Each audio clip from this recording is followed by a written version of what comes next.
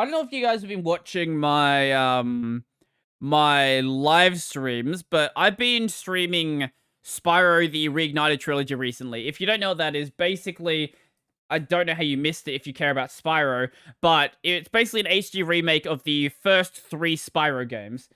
Um, and I didn't actually own the first three when I was a kid. I did own the second game. I only owned Spyro 2. So when I played Spyro 1, I sort of went into this without having those nostalgia goggles that a lot of other people would have been going into the game with. And you know what? Spyro 1, it's an okay game, but I don't know if this is actually what happened, but it definitely feels like what happened. It feels like so with the Reignited Trilogy, it's the exact same game, just redone in new graphics. So you still have the exact same like level design problems and boss design problems that existed in that game. It feels like towards the end of Spyro 1, the devs either had a deadline they had to hit or wanted to rush the game out, or for whatever reason, it feels like the end of the game just isn't really polished. So I got to the final world where you fight the final boss, quote unquote boss, Nasty Gnorc, or if you're a different character in the game, Ganasty Gnorc. I don't know what's correct. Characters say different things. And this boss fight, it might be one of the, I wouldn't even say worst boss fights, because that I think goes to Crystar. It is one of the most boring boss fights I've ever done. So you know, usually in a boss fight, there'll be like a health bar and you have to do things and, you know, like you feel like you're actually fighting something. The final boss in Spyro 1, so the first room, basically, the Ganasty Gnorc is standing up on this big ledge, shooting bolts of whatever at you, bolts of magic at you, trying to kill you. You can't hurt him in this stage. He will just keep attacking you basically until the end of time. There's nothing you can do there. What you actually have to do is there's these little dudes who run around who are like holding something. In this case, they're holding a key. So you chase this guy around, you grab the key. Now, that doesn't get you up to like where he needs to be. That unlocks the door to get the key from the other guy that's running around. Once you've gotten that key, then, like, you can jump up to where he is. Now, you might think, okay, is this where the boss fight actually starts? Because so far, there hasn't been a boss fight. No, it's not. So, then what you do is you chase him out of the room, and you do a lap around the map, and nothing happens. And then you do a lap around the map, and nothing happens. And then I thought the game had soft lock, because I didn't think there was ever a final boss where all you would do is chase it. So I did another lap around the map, and then he stops moving, and you can blast him with fire. This takes it to the final stage of the fight. Sorry, no. No, it does. No, that is the final stage of the fight, yes. Yeah, it is. So then what happens is he takes you into this room that has lava in it. And there's a bunch of, like, platforms you have to jump over. You know, it's a platformer. So you do this basic platforming. It's also slightly timed. As you jump on the platforms are basically moving into the wall. And if you don't jump fast enough, then you will lose the platforms and die. So you jump across this. Then you get to the final part of the boss fight. And this is where the boss fight actually starts. So what you do is you hit him with fire, and he dies. And that's the end of the fight. That's the entire fight. Now, if at any point during this segment takes about 5-10 minutes to do, depending on, like, if you know how this is supposed to work and don't think the game is soft-locked. If you die at any point during that segment, this is fairly normal for boss fights, you restart the boss fight. Now, that makes sense in games where there's a boss fight happening, where, like, there's a health bar and, you know, it takes some strategy to actually do.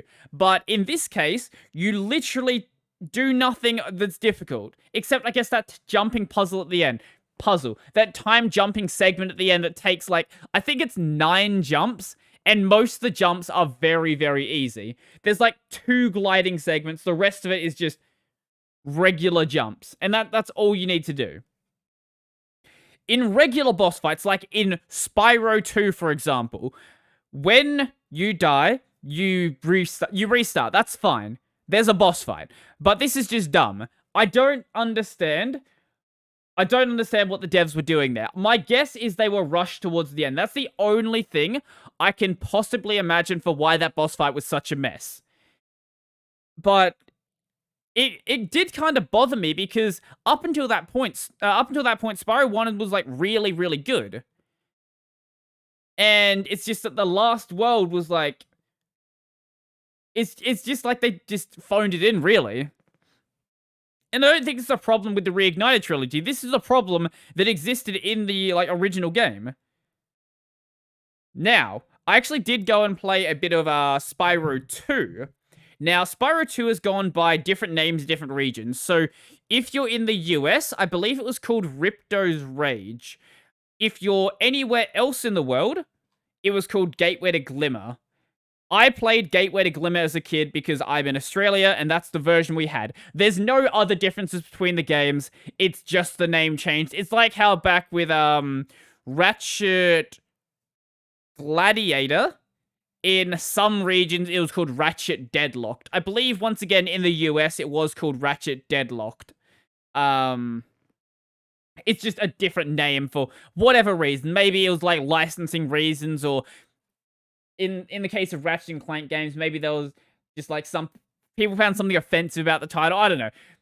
Games have different names sometimes. So I started playing, after I played a bit of Hades on stream, I started playing Ripto's Rage on stream, and this is the one I actually did play, and I love it. It's bloody fantastic. I think this is how people who actually played the first Spyro game felt when they played, people who played the original Spyro game felt when they played the HD remake. I didn't have that nostalgia feeling playing the first game, but I totally get it once I started playing the second one. The second one it honestly just feels better to play anyway. I don't know if the flight mechanics were modified or anything, and the general movement mechanics, because I feel like 2 just feels more fluid. Even though they're part of the exact same HD remake pack, it feels like 2 it is slightly better in that regard. I don't know, maybe I'm imagining it. Maybe it's just that I really like Gateway to Glimmer, and having that, just replaying that game, it feels like a nostalgia rush. But there are some nice little tweaks, like in Spyro 2, there is a hover ability. So if you glide, then at any point in your hover, you can press Y if you're using an Xbox control, and gain a bit of height. That's something that didn't exist in the first game, and that gets really integrated into a lot of the jumping. Being a game, made for kids, it's not, difficult jumping at the level of Celeste or something like that, but it does make the jumping slightly more complicated. The other thing with Spyro 2 is it's got Metroidvania-esque mechanics. What I mean by this is sometimes you need to come back to an area because you didn't have an ability when you were there the first time. Things like, you don't start the game with the swimming ability, or you don't start the game with the climbing ability, and some areas will have, extra collectibles in those parts you couldn't get to. For example, literally the first area in the game has, I think, some gems, which are the I guess, very abundant collectible, and then it also has an orb up there. Orbs are, I guess you'd say, the way the game locks out areas. So sometimes you won't have enough orbs and you can't go to the next area of the game. Gems are usually used to, unlock either abilities or unlock specific doors or bridges. You give a character called Moneybags a bunch of these gems, and you were like, oh yes, I will do this for you, Spyro. Come back when you have more money.